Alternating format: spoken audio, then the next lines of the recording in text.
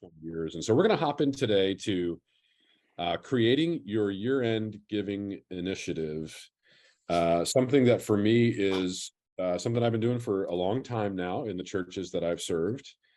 Many of you are too. And part of the reason you're tuning in here is because you're the kind of leaders that are proactive about these kinds of things.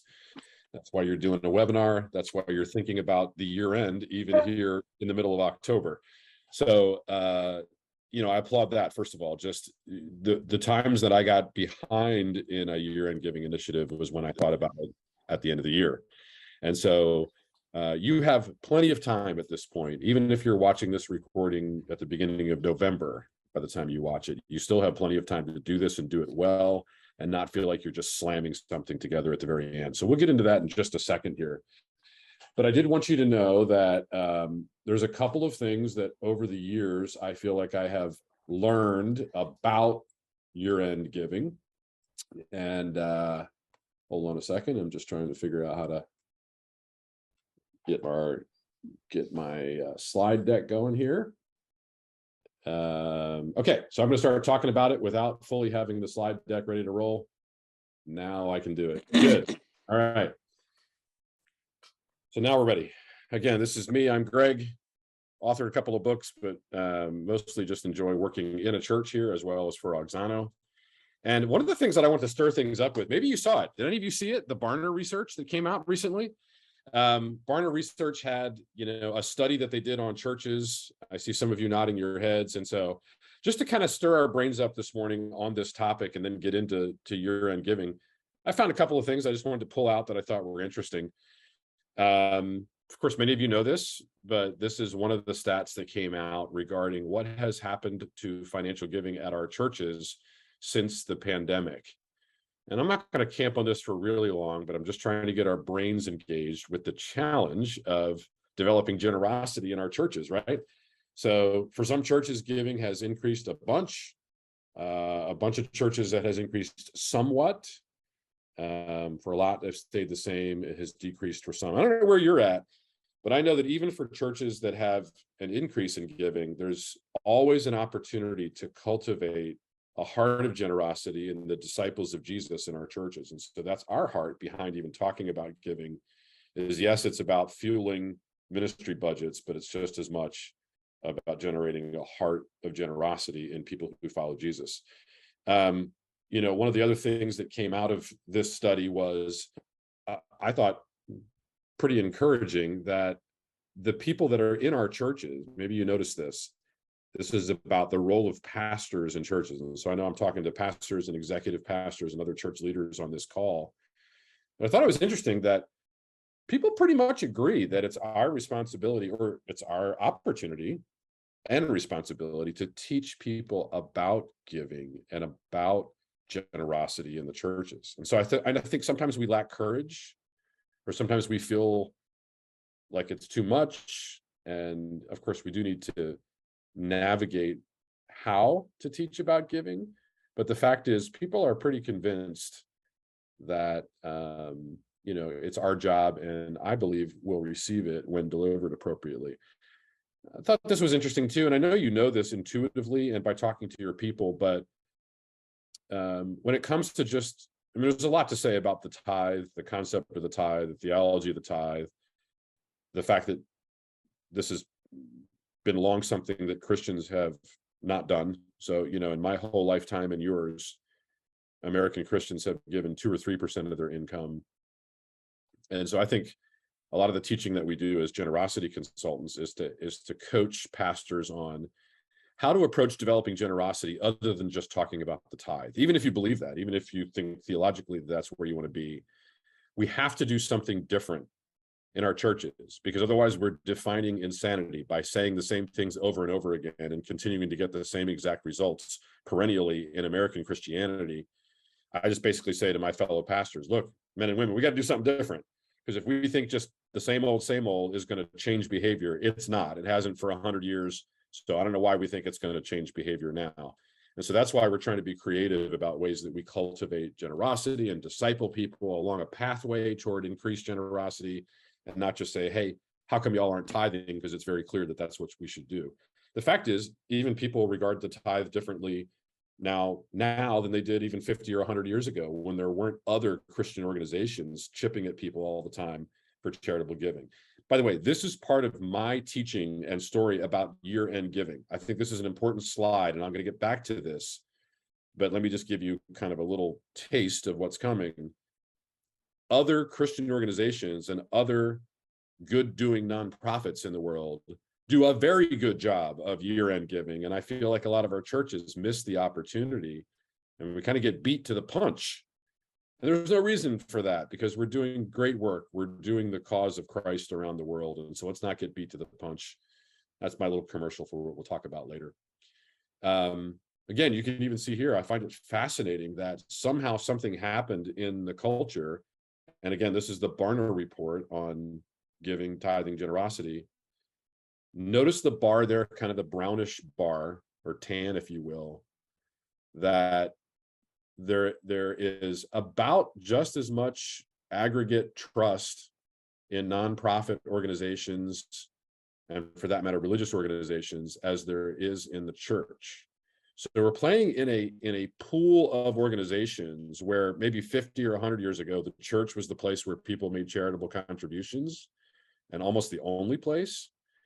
Then, like when my father in his early career, he worked for a major corporation, they gave to the United Way.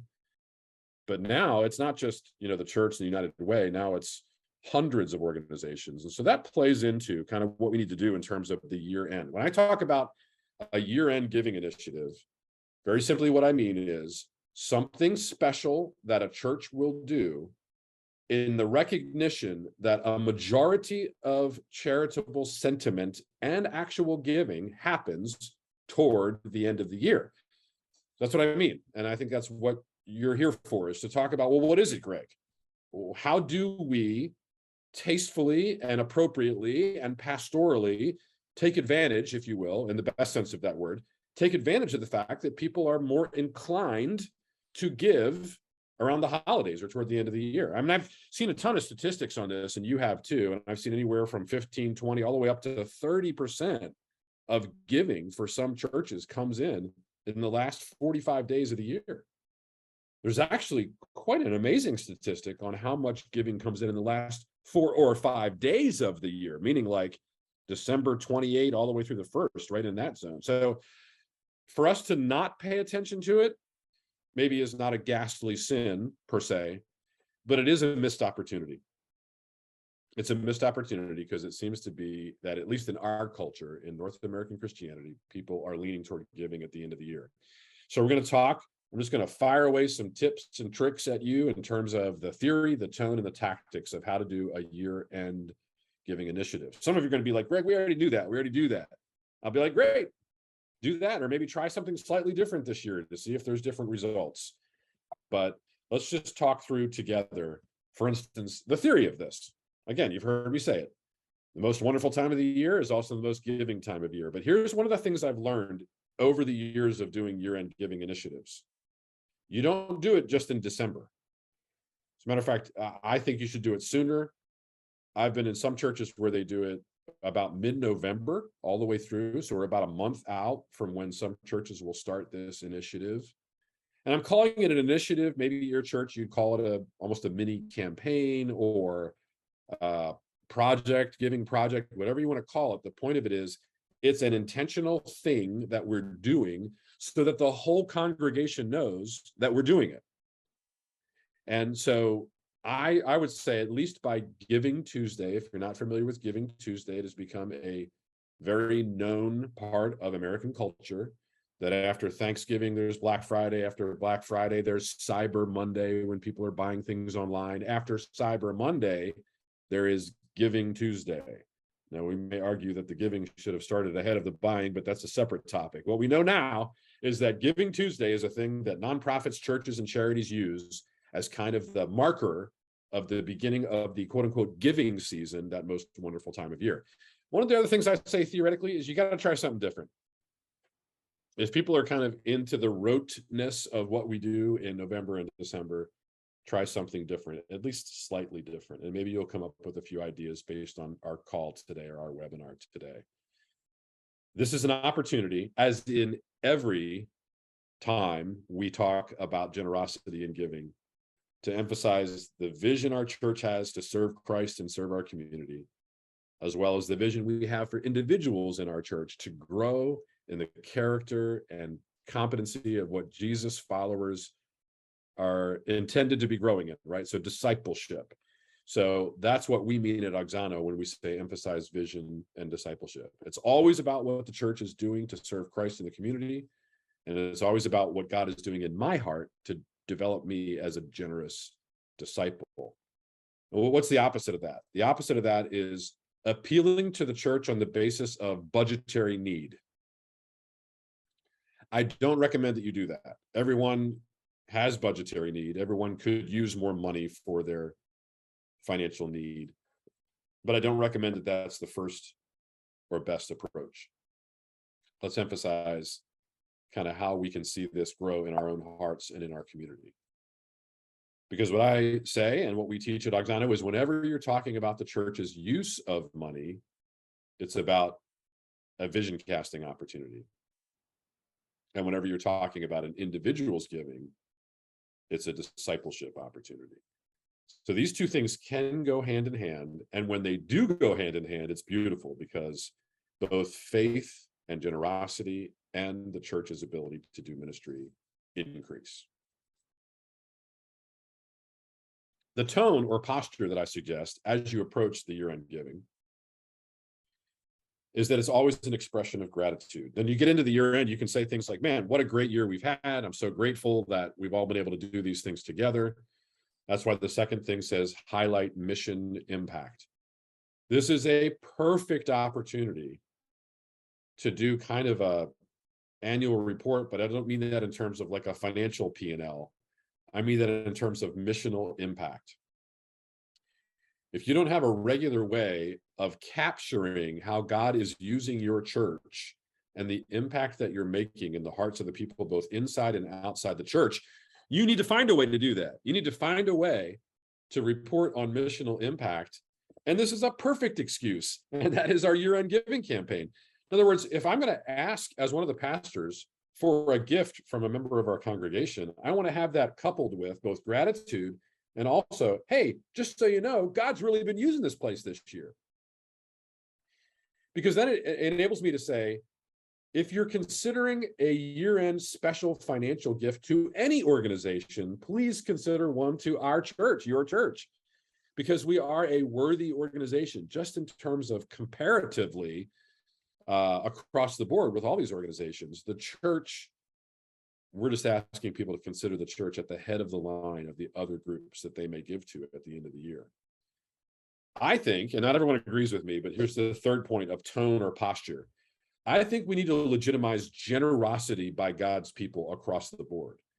So instead of saying, don't give to other organizations, you should only give to your church, that doesn't seem to be in keeping with the spirit of Jesus-type generosity. In other words, people are giving to other organizations. And some of those other organizations are doing the work of Christ. And so for you, so this is my posture. Let me model it for you. As you are thinking about giving to Christ-centered and kingdom-oriented organizations at the end of the year, please include the church among those organizations for a special gift. So you see the posture there is, look, folks, I know you're going to give to other places too, but can you also consider the church? Because we've been doing some good work this year and God has enabled us to do good work. And so I think one of the tones that I think puts people at ease is for you to not be kind of cornering them as if to say, the only legitimate Christian giving is giving to your church at the year end. Because again, we are talking about a special over and above gift beyond regular giving. And then the other tone, I think, is these two words that I always put together in my teaching, gracious challenge. There needs to be a gracious challenge. And the tip is to have a very clear ask. I am asking you to consider an extra or over and above gift at the end of the year to support this church and its ministries and to do the work of Christ in our community. Or I am asking you to prayerfully consider an extra gift to this missional initiative we have. And church, you know we do this every December. And so please prayerfully consider making your extra special Christmas gift to this fund that we've developed or whatever it is. But the ask needs to be clear. It needs to be rehearsed. It needs to be articulated and written out. Here's the tip here and the tone that I want. Everyone in your congregation needs to know exactly what you're asking them to do, pray about, or consider, and how they should take that action. Did you hear that?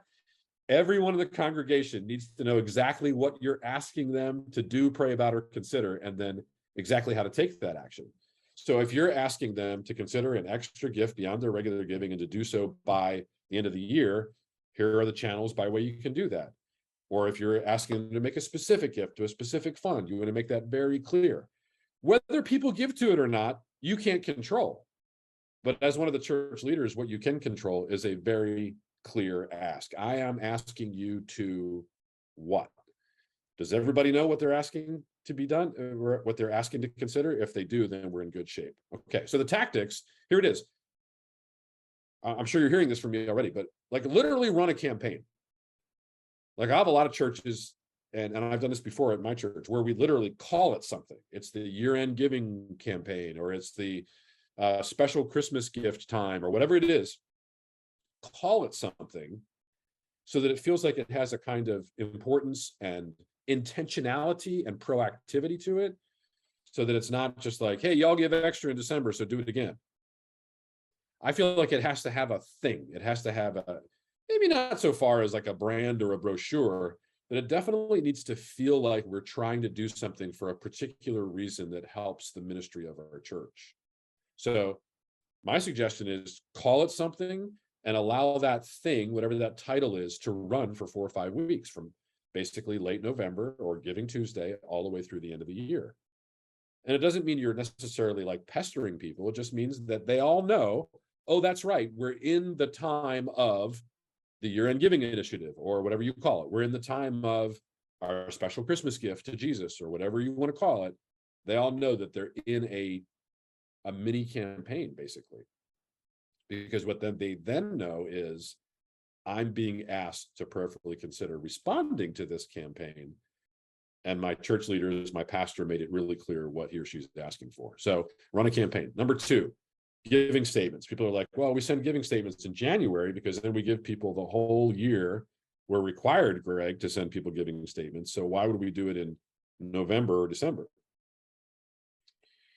I'm convinced that most people don't know how much money they are or have given to their church so far this year. Like, I think if we literally did a survey to every member of your congregation and said, how much money have you given to the church this year? They would all get it wrong. Which means if we do a gracious kind of reminder, so far this year, you've given this much, thanks so much. I have many churches to do the old-fashioned return envelope in that giving statement, because sometimes people will look at their giving statement and go, oh gosh, I thought honey, didn't we give more to the church this year? What do you mean, didn't we give more to the church this year? You know, there's this thing, like, I'm married, so we would say, I thought you gave. Wait, I thought you gave. Well, you get it. Pastor, if you're watching this, you know that not everyone really knows how much they've given. And if you just gently remind them, they'll often go, oh, well, I was hoping that I would have given more to the church this year by now. So just that gentle reminder may prompt them to either pop a check in a return envelope, or when they hear about the year-end giving initiative, make that special gift to kind of quote unquote make up for what they thought they had been giving throughout the year. Thirdly, one of the tactics is also communicate widely.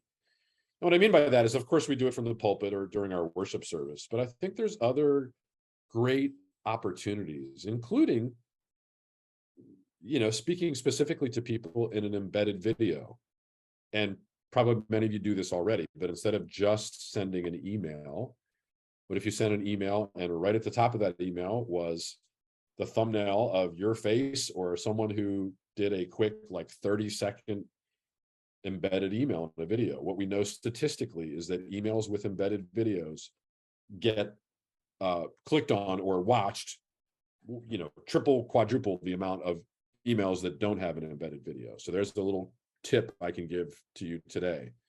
I'll often do this at the end of the year, like in the last few days of the year, where I'll tell the senior pastor that I'm working with, hey, pop a quick embedded video into an email on December 30th to say, hope you had a lovely Christmas. Hope you had time with friends and loved ones.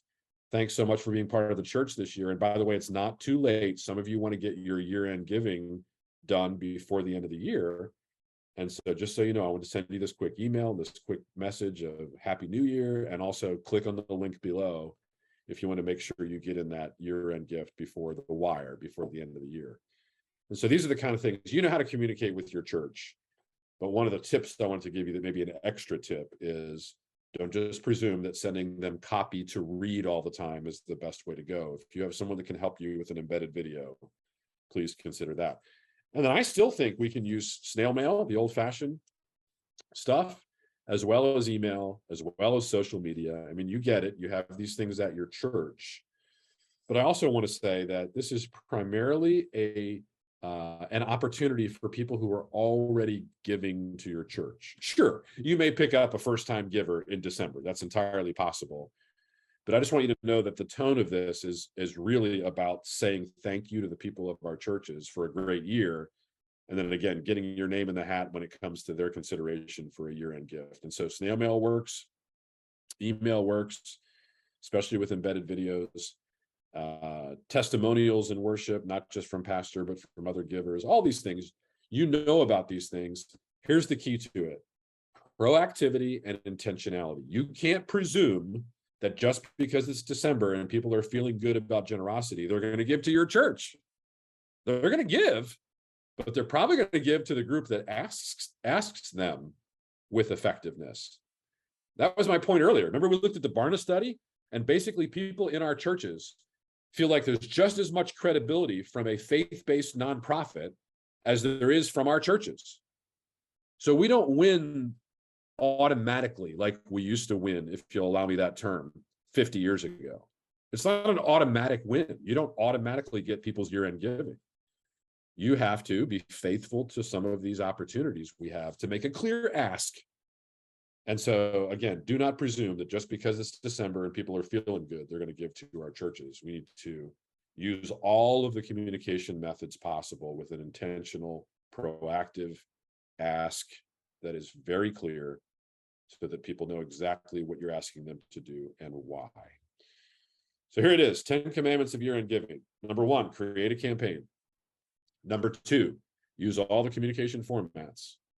Number 3, provide links and QR codes to the giving page. Again, we didn't talk about QR codes in the first few minutes, but for those of you who know what those are, this is the way that people interact in restaurants these days. I don't know, maybe restaurants are different where you are, but where I am, when you go to a restaurant, use a QR code to go to the menu. Churches are catching up with this great technology that gives people a direct way to give right off of their phone. Design a social media calendar so that you're mostly celebrating impact. As I said earlier, remember, this is gratitude, and impact gives you the ability to make an ask. So you start with gratitude, you justify your ask by celebrating impact, and then you can make the ask. And that's where social media is great, celebrating the impact of your church. Number 5, share publicly and from the pulpit. Number 6, start on Giving Tuesday or even before. Again, you probably don't want to be doing this for 12 weeks, but it won't hurt you to do it for 5 or 6. So start on Giving Tuesday. Again, this is a little bit like number 1, but designed year-end giving media. What I mean by that is maybe a title, maybe a one-pager, maybe even a backslash on your website, like, firstbaptistchurch.com/year-end giving. Your communications folks can help you with this, but you want to be able to have a concentrated effort at even designing media that makes it feel like something's happening at our church that's special. Number 8, kind of implied here, but remind multiple times. And again, what I would say is the best way to remind people multiple times is not to have it be always the same voice. So if you're a senior pastor on this call, I'm not asking you to pastor people for 6 weeks in a row. I'm just saying people need reminders. And the current pattern of people attending your worship service is what, Pastor? They come twice a month, maybe right now? I don't know what the stat is in your neck of the woods, but just to say this once is not enough. Number 9, here's a tip that I didn't talk about, but please, if you haven't done it recently, audit your digital giving experience. What do I mean by that? Make sure that all the links work. Make sure that you, pastor, have given digitally so that you know what it feels like to go on and sign up and go through the process. I always recommend that you find a couple of 20-somethings in your church, even if you only have a couple, pull those young men and women aside and ask them what they think about your digital giving experience. I assure you, you will learn something that will be helpful to your church. So it is not too late. You know, right in the middle of October, you call up some friends, you do it yourself, you get your aunt in a different state, somebody to go through your giving experience and make sure that it's clean and easy to do. Otherwise, we're unintentionally creating obstacles for people that are unnecessary. And then number 10, super practical, but name a person as a point of contact. So again, if you have a treasurer, if you have an office administrator, if you have anybody that you can say, if you have any questions about our year-end giving initiative, please call Sally at, or please email Bob at, you get it, you do this for other initiatives at your church. And so to me, if you have all of these things happening, including the point of contact, then if I, as a giver at your church, have any questions, particularly, I'm going to give you some bonus tips here in just about a minute. And the bonus tips are ones where it requires a kind of an extra measure of care and probably a person that can navigate some of these things. And so stay tuned for these bonus tips. It's kind of the graduate level stuff. So by the way, if you're listening so far and you're like, Greg, you haven't told me anything new. We do all of these things every year end for our church. I say, great. Then you email me and teach me some things because I'm teaching other churches this stuff. So give me some extra tips, right? But the graduate level stuff we're going to do in just a second here. But if you do all of these things, including what I talked about earlier in terms of tone and posture and gratitude and celebration and reminding people of what they've given so far this year and all those kind of things, I can pretty much guarantee you that something good will happen in terms of your year-end giving. Whether it's spectacular home run grand slam, I don't know. I can't predict that. But intentionality almost always leads to results in church generosity. So as we teach churches around the country, not just about year-end giving, but about just discipling people in generosity, the word that comes up more than almost any other word is intentionality. Why? Because usually we're reactive when it comes to giving things in the church and not proactive. We're reactive because we only talk about giving when we say, oh, crud, we're behind in our budget, right? But churches that develop generous disciples are proactive. They're constantly thinking about how they can intentionally cultivate the heart of Jesus in the giving life of the people. Okay, stay tuned. Here are some of the bonus tips. They're coming. I call this the graduate level stuff. I don't think every church needs to do this. I don't think this is necessary, but I want to give you some teasers about what I think maybe takes an extra level of complexity, maybe an extra level of care. So some of our churches that don't have, you say, Greg, I don't have extra people to throw at this. Okay, then maybe you need to take a pass on these things, but at least listen to them, because maybe someday soon in your church ministry, you'll have the opportunity to do these things. Here we go. Number 1, segmentation. This is a key word in any kind of donor development stuff across the board, whether it's a church or a different donor base. Segmentation says there is not one message for the entire church. Segmentation says we break the church up into segments for various reasons. One of those segments could be recurring givers. One of those segments could be non-givers. One of those segments could be major givers. One of those segments could be infrequent or random givers. You get it. The idea is, instead of just saying to the whole church, here's what we want you to do, a church that has the ability to do segmentation says, here's the message we want to go specifically to non-givers that are on our database. Are you tracking with me here? You don't want to say the same thing to a non-giver that you do to your best giver in the church. So if you can do a segmented year-end giving appeal, that's kind of the high-flying stuff. That's graduate level stuff. And maybe you're already doing that, but a lot of churches are not, because it does require kind of an extra effort to be able to say, number one, what are the segments? Number two, what is the message for each one of those segments?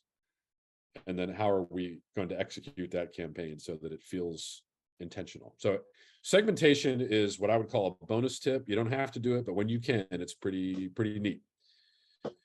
Secondly, social media. We talked about social media in terms of being celebratory or talking about impact or expressing gratitude, but there are some social media campaigns that, again, can be about giving, less than about just reporting. And so this is peer-to-peer fundraising. These are things where you can do a kind of very social media-based initiative about your year-end giving, like other organizations do. But again, it takes a level of sophistication, and you don't want to just wing it. So if you have someone that understands social media and giving appeals via social media, this is a quote-unquote bonus tip. It's an extra thing. Number three, I'm not sure this is a bonus tip. Honestly, I think most people should do this because it's just fantastic. And I just went through a webinar training me this week that talks about, again, the increased and amazing opportunity we have to ask people to consider gifts of stock for their year-end gift, particularly when we're asking people to give a special gift. Whether the special gift is a capital campaign or a year-end giving campaign. In essence, we're not asking them to give the normal way they give, right? Out of maybe their cash flow or what they get paid, or, if they're a percentage giver or whatever. When I do stock giving appeals, this is a segmented strategy for me. I go right into what I would call the top giving segment or the top swath of givers at a church, and do a segmented appeal to them just to say, hey, just a reminder, we have a process whereby the church can receive stock. And just as a reminder, this is a win-win-win. It's coming out of a place where you may have accumulated some assets. Number two, it's a charitable deduction. Number three, you avoid capital gains tax. So again, people that are high net worth, high capacity givers already know all this stuff, but a reminder about how to manage taxes at the year end is often a great thing. And then the fourth thing, as a bonus tip, I think this is tricky. I think a lot of churches do this, and I sometimes I get nervous about it, but if done well, you can have a year-end giving go to a specific ministry of your church, like the youth program or the missions program or whatever. The reason I say this is tricky is you have to navigate whether or not you actually need the money to go to the general fund. And if you cannibalize the general fund by having people give to a specific ministry, you may be in a position where you would have wished that you would have had that money go to the general fund. So again, I'm talking to some churches that have some levels of sophistication that would allow them to just do a specific ministry appeal at the year end without cannibalizing or hurting the general fund. But that's why I've put this into the bonus tip category, because I don't think every church should try that straight away. I think what churches should do is what I said earlier in the previous slides, which is to all the things that I've already said, so I won't repeat them. But I wanted to give you some of these bonus tips so that you know that for those of you who are already doing a pretty darn good job of a year-end giving appeal, and you have good giving every year, maybe there's a way to even go to a new level with these bonus tips, what I would call the graduate level stuff when it comes to year-end giving appeal. So with that being said, I just wanted to basically offer myself by way of particularly email. If there's anything you want to put in the chat box right now, my colleague Andrea will help me understand what's in the chat box, and I'll answer that right away. I don't have to go anywhere soon. We are winding down our webinar though, so for these last few minutes, if you have any questions, I'm happy to address them. And if not, I'm also happy to sign off and have you email me later at greg@auxano.com. Have any questions? Do you have any suggestions for the rest of the group? Maybe things that I didn't say? If so, put them in the chat box. Otherwise, I'm going to sign off. May God bless you now and through the rest of the year. If there's anything ever we could do for you in terms of helping you with generosity, I'm happy to do that. By the way, some questions are rolling in. Two of them, one of them is, do you have any specific advice as we seek to pay down our mortgage? Great question. I mean, I think that advice would come in perhaps a different category of kind of counsel. A couple of different things. Some churches pay down mortgages via capital campaigns. Some churches pay down mortgages via a kind of general giving appeal that says, if we can increase our budget by X amount, we will dedicate that extra percentage solely to paying down the mortgage. I would have you call me or email me and we can talk through that. That's a kind of a longer discussion, but yes, there are specific tactics to help pay down a mortgage more quickly. The other question is, how effective is snail mail with the younger generations? My guess is probably not as effective, which is why I would say it always should be a combination of both snail mail and email. But here's what I know. The older generations are the ones that have money and they tend to be ready to give. And the older generations still use envelopes and checks. So what I say about a snail mail campaign is, as old-fashioned as it may sound, giving the opportunity of a return envelope in a snail mail campaign will always pay for itself, because there's going to be at least one or two or maybe 10 or 20 families that will take that opportunity. And that will easily pay for that mailing and then some, probably 10x pay for that mailing. So that's why I still kind of hang out with those older traditions. Yeah, great question. Would it be good to include a dollar amount in your gracious challenge? Yes. So the more specific you can be, the better, particularly if in that dollar amount you say, we want to raise $50,000 in our year-end giving initiative because of something. So it's less effective you just say, if it just sounds like you're picking a round number out of the sky just for fun. But if you say, if we get this money, we will be able to do X. That is a great appeal for people, because they're like, oh, if I give an extra couple $1,000 in December, we're going to be able to hire a new youth pastor, or we're going to be able to, maybe it is pay down a debt, or we're going to remodel a bathroom, or, so there could be capital things, there could be staff things, there could be general things. It's very powerful, Pauline, when you name a number, but name the reason why you chose that number. Yeah, someone's asking about Lottie Moon. Any thoughts on how we can encourage to give there, and also to the local mission emphasis? Yeah, it's tricky, obviously, because anytime you're doing a multiple pronged ask at the same time of the year, it's not ideal, right? The most ideal appeal is a very clear ask that's focused on one thing, but not all of us have that luxury. So here's the thing.